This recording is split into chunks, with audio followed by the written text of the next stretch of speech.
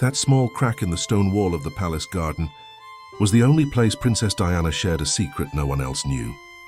And that crack never stayed empty. Welcome to Secret Stories, where we uncover the hidden moments that shape the lives of the most extraordinary people in history. Some stories are whispered in royal halls. Some are buried in forgotten letters. But this one lived in silence, in shadows, and in a connection that was never meant to be seen.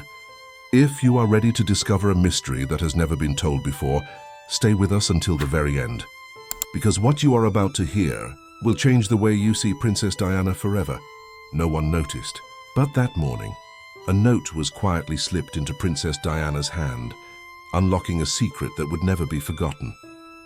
It held just two things: the words, "You are not alone," and a hand-drawn symbol of a campanula flower, pale violet with sharp leaves, something she remembered from a diary lost in her childhood. That flower, that phrase, who could have sent it? And how could a stranger know a symbol only Diana had ever seen? This story was never whispered in palace halls, never leaked to the press or media, but it left an unforgettable mark on Diana's heart. Princess Diana was not just a royal figure. She was a symbol etched into the hearts of millions. With her grace, empathy, and dignity, she stood not as a conventional princess, but as a heroine of the people. Her elegance, blended with vulnerability, made her a beacon of hope and inspiration across the world. But the story we are about to tell is one never told before, a memory kept secret until now. The date was March 15th, 1992, a grey, chilly morning in London. Diana was stepping into a busy street on her way to attend a charity event. As always, she was surrounded by bodyguards, reporters, and circles of people eager to catch a glimpse. She smiled, nodded gently, greeting the public with her signature poise. Everything was unfolding as planned, until suddenly someone from the crowd pushed forward. A man. His face was unclear. He held a crumpled envelope. Before the guards could react, he reached out and pressed it firmly into Diana's hand. In that instant, he was taken down.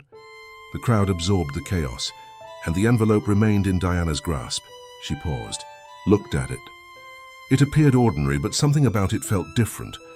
After the event ended, before entering her car, Diana found a quiet corner. She opened the envelope. It did not contain a letter, just a small faded piece of paper. One sentence was written, "You are not alone," and beneath it a hand-drawn campanula flower, the very same one she used to sketch at the bottom of every page in a diary she kept when she was 13. A diary that had disappeared years ago, a diary she had never spoken about. And that symbol. Only she knew it. Only Diana. She held the note for a long time, sat down on a bench. Her eyes locked on a distant point. Her mind traveled back, way back, to childhood loneliness, feeling misunderstood. That diary had been her one true refuge, the only place she could pour out the silence inside her young heart. And now, after all these years, a stranger, someone she did not know, was saying to her, "You are not alone." The man had been subdued. No identification. No name. He never spoke. Taken away for questioning. Diana heard nothing. Only the note remained and silence. Later that night, when things calmed down, Diana summoned her most trusted servant. She showed him the envelope and the note. She asked him to investigate the past, to find anything that might reveal who this person could be. That night she could not sleep, tossing and turning with the note still in her hand. Eventually her eyes grew heavy, and she drifted into a deep sleep. In her dream she was standing in a foggy garden. Grey mist hung in the air. Across from her she saw a figure, faceless, distant, indistinct. But then, just beside him, stood her father. He said nothing. He simply looked at her, then slowly extended his hand. Diana reached out with her own. But just as their fingertips were about to touch, something invisible separated them, and her father gently vanished into the mist. The other figure, the unknown man, remained in the distance. He never approached. He never revealed his face. And even in the dream, Diana never saw who he was. She awoke suddenly, breathless, sweat on her forehead, her hand still reaching out, her heart pounding. And in that moment she knew she would not let go of this mystery. The next morning she went to the palace archives, searched through old trunks, old memories, tried to find a copy of that childhood diary, maybe even just a missing page. But there was nothing. It was truly gone. Who had it now? That answer lay somewhere deep in the dust of the past. Days went by. The servant returned empty-handed, anxious. They suspected this mysterious person might have had military training. But no name came to mind. No clue. Nothing. "We are chasing a ghost," the servant whispered. Later, in conversation with her palace librarian, Diana discovered an old manuscript hidden among rare books. A line in it caught her eye, about the campanula flower. In ancient Europe, campanula was seen as the symbol of silent screams, a way of sharing pain without a single word. That line struck her deeply. This stranger had not just seen her loneliness, he had felt it. That evening, Diana walked alone through the palace gardens. She examined the note again. The handwriting was unfamiliar, but the care in every letter, it felt like someone who had stepped into her soul. Who was this person? A forgotten classmate? Someone from her childhood? Each night, sleep came harder.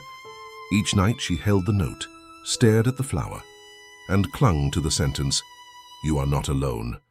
Maybe that was all she had ever wanted to hear. One morning, as she read it again, she remembered something. Inside the front cover of that lost diary, she had written one line in her own handwriting. "If someone finds this diary, please understand me silently." Not through words. Now she realized this was not just someone who had seen the symbol. This was someone who had known the soul behind it. The man had been interrogated for days. Still no answers, nothing. And then another twist. About a week later, her servant came running in, pale and shaken.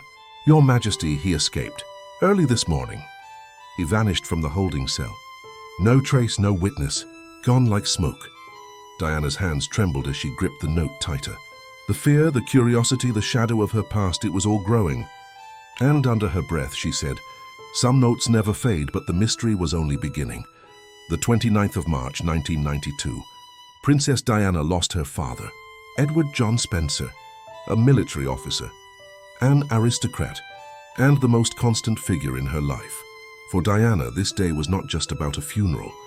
It was also the beginning of a deep mystery in her life, because 2 weeks earlier, in the middle of a crowd, a stranger had slipped a note into her hand. The note contained only 2 words, "You are not alone." And just below those words was the symbol of a purple campanula flower. A symbol from Diana's childhood, something deeply personal she had never shared with anyone. While everyone else at the funeral had their eyes on the grave, Diana, despite her grief, was scanning the crowd. If her suspicions were right, the mysterious figure had to be there. And then, just for a moment, behind a tombstone and the trunk of a tree, she saw a silhouette. She stared carefully. Something inside her urged her to approach, but she could not. She kept her eyes on the figure, watching until it slipped away just before their eyes could meet. Her mind was flooded with questions, but even without answers, she now had something she did not before, clarity. Diana knew she was no longer alone. A few nights later, while walking alone in a quiet corner of the palace garden, Diana noticed a small crack in the stone wall. Compelled by instinct, she wrote 2 simple words on a piece of paper. "I saw you." She slid the note into the crack and continued her walk as if nothing had happened. The next day, she returned to the same spot. The note was gone. For the first time since her father's death, Diana smiled, because she had made contact, even if one-sided. She had found a way to speak her thoughts. And while the pain of loss still burned in her chest, this new connection brought a quiet peace to her heart. In the days that followed, she left another note in the same crack. This one had a date, a time, and a place. She needed to see this person. She had to know their story. The note ended with a few heartfelt lines. "I know why you have been following me. I am not afraid. I just want to know you and hear your story." When the day arrived, she took only her most trusted maid with her. They went deep into the royal forest, to a quiet country house. Minutes passed, then hours, but no one came. Diana began to lose hope, and just as she was about to turn back, she spotted a partially buried chest outside the house. Its lid was worn, but its placement was intentional. She opened it. Inside were familiar items: her lost diary, a small cloth doll from her childhood, a few keepsakes, and an envelope inside was a 4-page letter. Eager for answers, she began to read. "Dear Princess Diana, you do not know me, but I have known you since you were a child. I love you as much as, maybe even more than, your own family. My name is Edward. Your father found me when I was very young. He trained me personally and gave me a single mission in life: protect Diana. This was not a task for me. It became a vow. I have watched over you since you were a little girl.